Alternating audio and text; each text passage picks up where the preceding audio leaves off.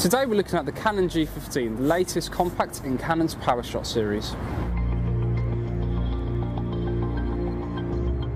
The camera has a 12.1 megapixel backlit sensor, which gives an ISO range of 80 to 12800 at full resolution.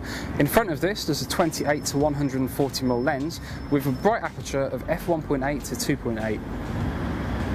Around the back, there's a 3-inch LCD screen with a 922,000 dot resolution, as well as a viewfinder which is linked to the zoom. The camera also allows full HD videos to be recorded at 24 frames per second, and also 720p videos at 30 frames per second.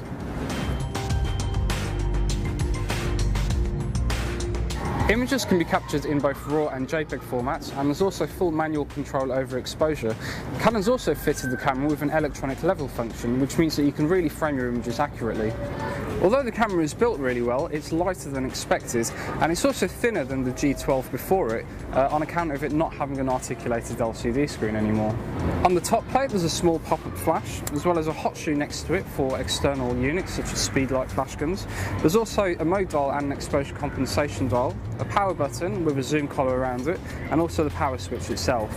And just beneath it on the front plate there's a command dial which allows you to change settings such as aperture and shutter speed. The camera takes just over a second to power up, which isn't brilliant, but it's not particularly poor either. The focusing system is quite good though, even in low light when the camera has to activate its AF assist light. In balanced shooting conditions, the camera's metering system often does a good job to expose for the main subject, although it does have a tendency to overexpose on occasion. The camera's auto white balance system makes really good judgments in mixtures of both natural and artificial light, and colours are generally lifelike, although this does mean that you might now and again want to use one of the My Colours options just to bring a bit more vibrancy into images. Noise is well controlled even at higher ends of the ISO scale, and even when the noise reduction option is enabled, the camera still retains good detail. Canon's made some welcome changes over the G12 to make the G15, and it's nice to see excellent video quality matched with fast AF speeds and prompt write times. The camera is a little bit expensive at the moment, particularly when you consider some of the competition that it has, like Nikon's P7700 and Panasonic's LX7, and while image quality is good, there are a few issues with overexposure.